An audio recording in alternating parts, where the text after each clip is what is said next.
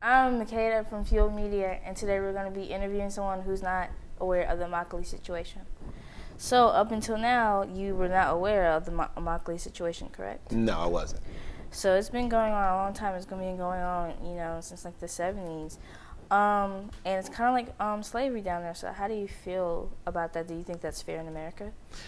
I definitely don't think anywhere in America should be third worldish.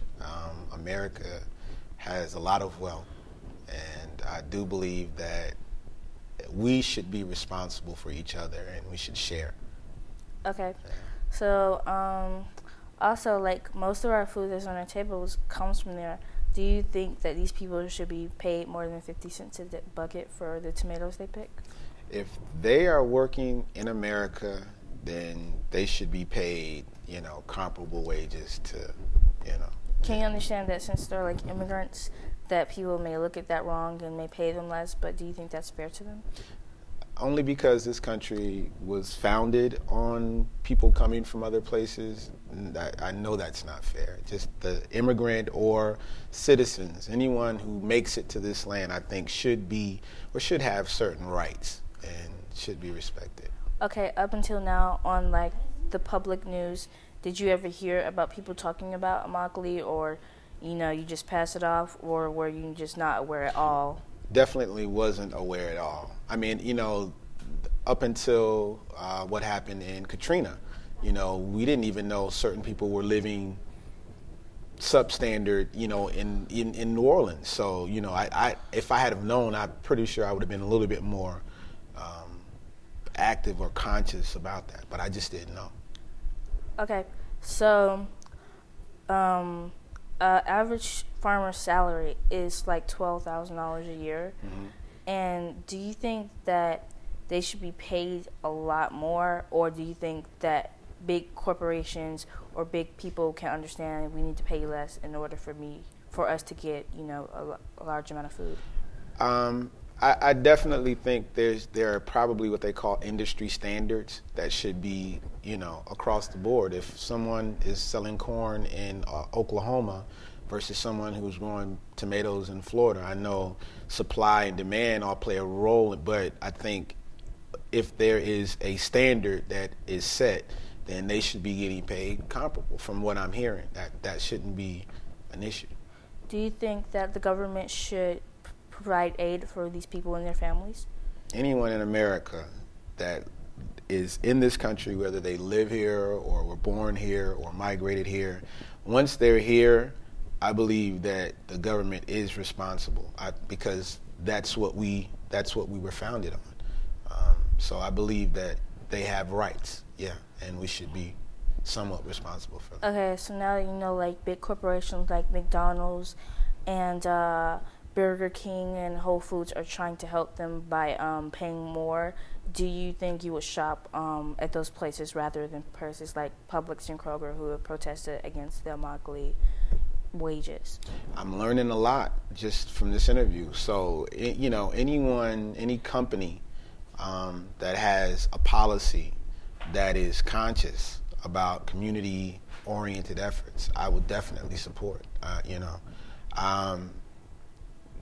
I will be honest, I'm probably like anyone, opportunity, if I have to shop at a place versus another place based on my need at that moment, I'm probably not that vigilant, but I would take note, Okay. Yeah. Well, this is all to wrap up for educating someone on the troubles of Immokalee. So, what's your name and why are you here? My name is James, and I'd like to get some information concerning that subject. Okay. Well, Immokalee is a migrant camp in southern Florida where a lot of people work and a lot of people are in immense poverty. And we're throwing a baby shower for the women to benefit them because the men are always gone to work and they're working in harsh conditions.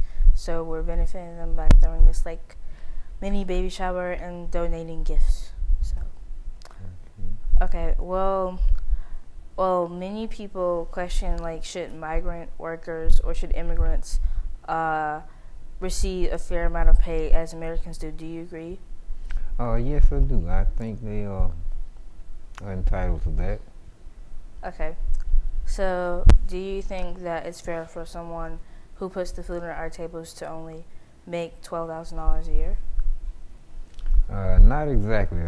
Seems to me that America doesn't have much regard for unskilled labor as they should have.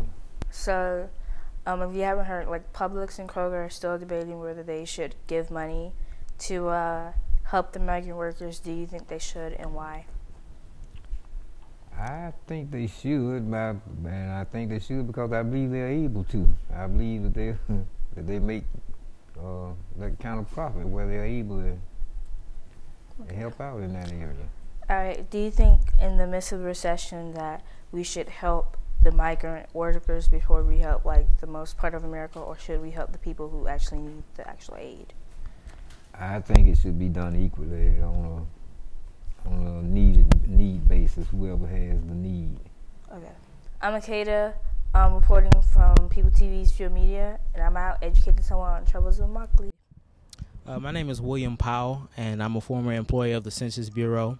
I had the opportunity to work as a videographer where I had to travel down to Immokalee, and I had the opportunity to observe the different working conditions of the migrants, and so that's how I became introduced to Immokalee.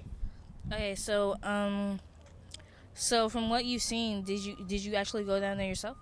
Yes, I actually traveled down there myself, and I actually captured some different images on video, and I interacted with the migrants down there, and so I got my own personal perspective on how they live and just the working conditions that they endure. Okay, so what do you think the people or the government or somebody in everyday life can do to help these people? Well, I think projects like this is first and foremost the most important to raise awareness about the working conditions of the people of Immokalee, because even myself, just going down there, I didn't know what to expect. I didn't really expect to see any people living the way that the migrant workers were living, working for below minimum wage, not able to support their families like they would like to. And basically, essentially, I looked at it as indentured servitude, the way that they were working and their pay. So I think raising awareness is first and foremost important. And then once the word gets out, I think people like myself and other individuals will be encouraged to give. I think the government should play a role as well. I think the state of Florida itself makes and Miami and just big cities are in the state of Florida makes a lot of money from the entertainment industry. I think some taxes or some funds from the entertainment industry can be dispersed throughout the state of Florida and even down to Immokalee to just help these individuals raise their way of life. And there's various ways that people can give, just giving supplies that are needed. But first and foremost, we just want to put the funds down into that community so that we can build up the community, get facilities down there, social facilities, housing, different things that they need to help improve their way of life. Thank you. So, do you think that do you enjoy shooting stuff that helps people for Immokalee or help raise awareness? Would you like to do a project on that sometime? Oh, of course. That's why I'm involved in this. I think anytime you have a project, you should always have a purpose behind it. And anytime you are able to help individuals improve the way that they live, I think that's always a plus. And so I love being involved in things like this because, it gives me a sense of purpose, and I know how I'm also doing a good service to people who need it. All right. I'm Akeda. I'm William Powell. And I'm reporting live here from Atlanta, Georgia at People TV. We're out on the troubles of Immokalee.